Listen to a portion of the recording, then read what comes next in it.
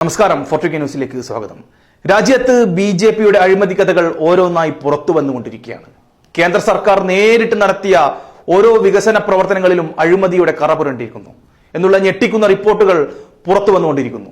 നരേന്ദ്രമോദി സർക്കാർ കൈവച്ച എല്ലാ പദ്ധതികളിലും സർവത്ര അഴിമതി എന്നുള്ള വാർത്തകൾ എല്ലാ പ്രമുഖ മാധ്യമങ്ങളും റിപ്പോർട്ട് ചെയ്തു കഴിഞ്ഞിരിക്കുന്നു. 800 കോടി മുതൽ മുടക്കിൽ നിർമ്മിച്ച മോദി പ്രതിഷ്ഠ നടത്തിയ അയോധ്യ രാമക്ഷേത്രത്തിൽ ചോർച്ച, അയോധ്യയിലേക്കുള്ള റോഡുകളും തകർന്നു. വലിയ ഗർത്തങ്ങളാണ് റോഡുകളിൽ. 240 കോടിയോളം ചിലവിൽ നിർമ്മിച്ച് മോദി ഉദ്ഘാടനം ചെയ്ത അയോധ്യ റെയിൽവേ സ്റ്റേഷനിലെ ചുറ്റുമതിൽ തകർന്നു വീണിരിക്കുന്നു. അതും വെറും 6 മാസത്തിനുള്ളിൽ.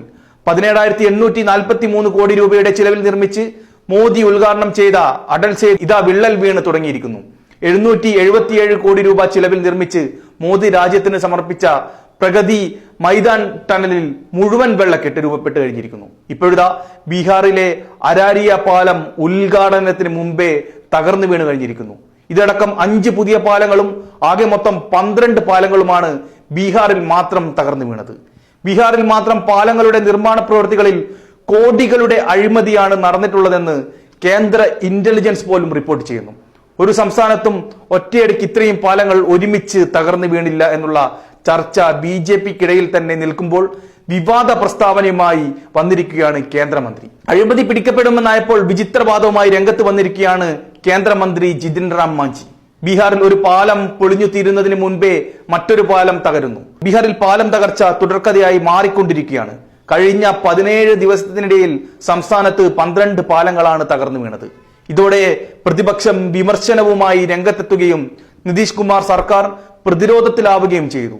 ഇപ്പോൾ പാലം തകർച്ചയുടെ കാരണം വ്യക്തമാക്കിയിരിക്കുകയാണ് കേന്ദ്രമന്ത്രിയും ബീഹാർ മുൻ മുഖ്യമന്ത്രിയുമായ ജിതിൻ റാം മാഞ്ചി. ഇത് മൺസൂൺ കാലമാണ്. അസാധാരണമായ മഴയാണ് പെയ്തുകൊണ്ടിരിക്കുന്നത്. അതാണ് പാലങ്ങൾ തകരാനുള്ള കാരണം, മാഞ്ചി പറഞ്ഞു. പക്ഷേ മുഖ്യമന്ത്രി ഇക്കാര്യത്തിൽ അതീവ ശ്രദ്ധാലുവാണ്. കഴിഞ്ഞ ദിവസം അദ്ദേഹത്തിന്റെ നേതൃത്വത്തിൽ യോഗം ചേർന്നിരുന്നു. ഏത് തരത്തിലുള്ള അനാസ്ഥക്കെതിരെയും കർശന നടപടിയെടുക്കുമെന്നും കർശന നിർദ്ദേശം നൽകിയിട്ടുണ്ടെന്നും അദ്ദേഹം കൂട്ടിച്ചേർത്തു.